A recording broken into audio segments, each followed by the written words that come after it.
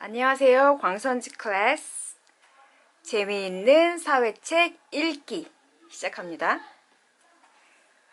어느 부분이냐면 차례부터 볼게요. 여기 1. 사회의 새로운 변화와 오늘날의 우리. 여기 중에서 지금 작은 단원입니다. 새로운 사회를 향한 움직임. 여기 하고 있어요.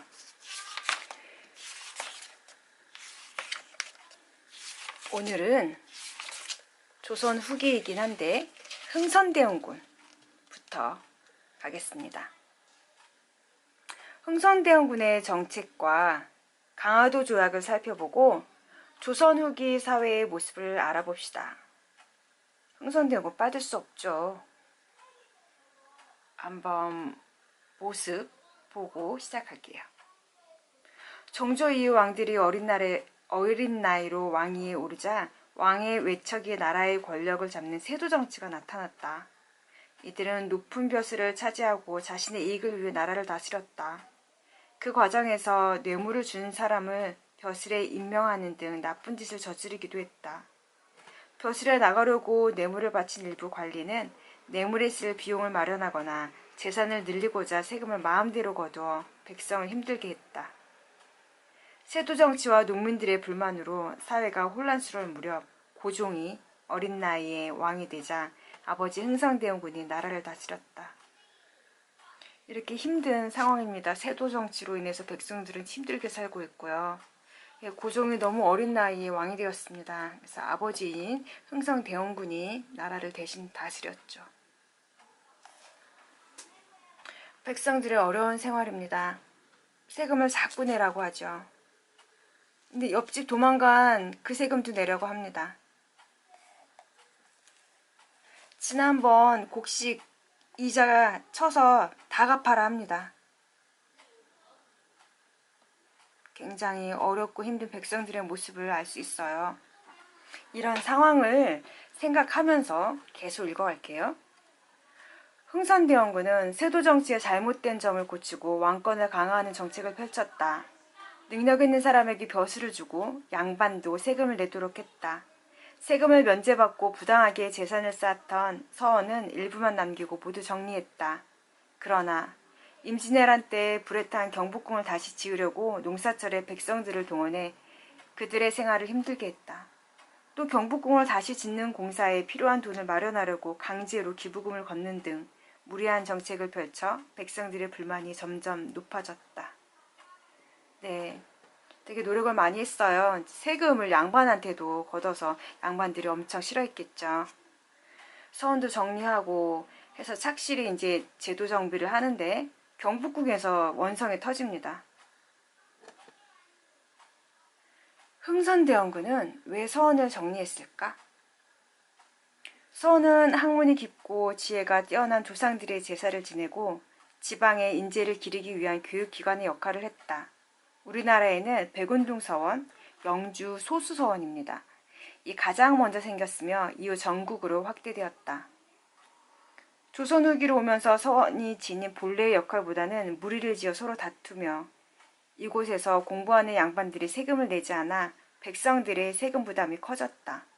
흥선대원군은 왕의 권위를 높이고 국가의 세금을 늘려 나라를 안정시킨다는 이유를 들어 전국에 있는 수백 개의 서원을 47개만 남기고 정리했다. 네, 왕권 강화를 위해서 이렇게 그런 작은 세력들을 점점 없애는 거죠. 영주 소수 서원입니다. 가보셨어요? 한편 나라 밖에는 아우성치는 외국에 외침이 있습니다. 문 좀 열어, 문 좀 열어, 개방 좀 해, 이런 거죠. 한편 나라 밖에서는 여러 나라가 조선과 외교 관계를 맺을 구실을 찾고 있었는데 조선이 이를 거부하자 군대를 앞세워 침략했다.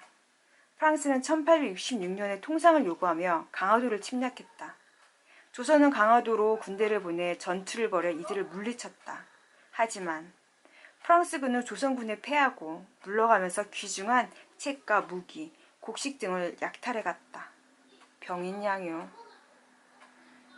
문화재 이런 거 그 당시에도 가치를 알아보는 거죠. 지금은 박물관에 쌓아두고 있습니다. 프랑스 군대가 강화도를 침략하는 모습을 그린 그림입니다.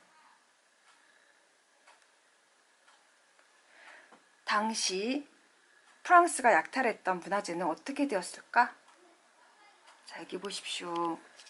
이렇게 귀중한 우리의 문화재입니다. 영조 정순왕후 가래도 감옥괴 일부분이 국립중앙박물관에 잠깐 보관되어 있네요. 프랑스에서 가져왔나봐요. 읽어볼까요? 한국의 여성 역사학자로 프랑스 국립도서관 사서로 근무하던 박병선 박사는 세계에서 가장 오래된 금속 활자본인 직지신체 요절을 발견하여 세계에 알렸을 뿐 아니라 국립도서관 창고에서 프랑스군이 약탈해 간 외교장각 도서도 발견했다. 외교장각 도서 중 의궤는 의식의 모범이 되는 책으로 왕의 결혼, 장례, 건축 등 주요 행사 모습이 사진처럼 생생하게 기록되어 있어 당시 조선의 풍습을 알 수 있는 귀중한 자료이다. 이후 의궤는 2011년 프랑스에서 5년마다 다시 빌려오는 조건으로 우리나라에 돌아왔다. 현재는 국립중앙박물관 누리집에서 그 모습을 확인할 수 있다.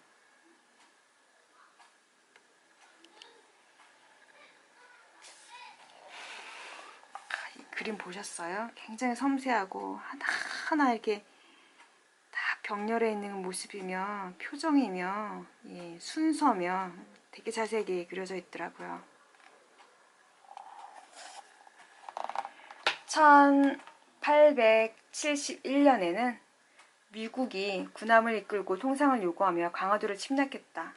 조선군은 미군에 맞서 강력하게 저항했으며 미군은 20일여 후에 스스로 물러났다. 그러나 이 싸움에서 광성보가 함락되고 어제현 장군을 비롯한 많은 사람이 희생되었다. 신미양요.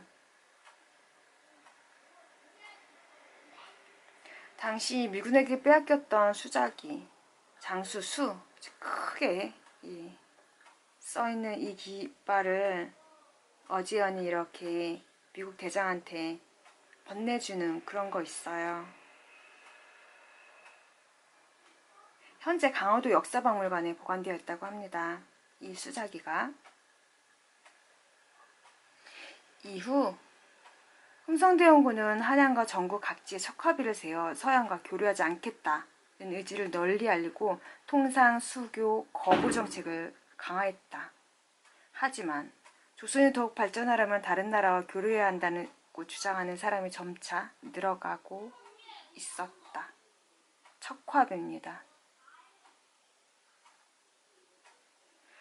외세가 침범했는데 싸우지 않는 것은 곧 나라를 파는 것이다.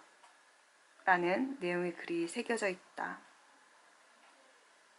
다른 어느 나라라도 무역하지 않겠다는 거죠. 척화비 같이 하겠습니다.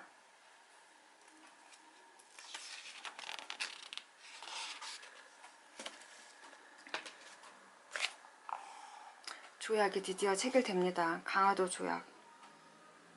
이거 시험 문제 되게 많이 나오잖아요. 이 병인양요, 다음에 신미양요, 그 다음에 이제 척화비 세우고 강화도 조약까지.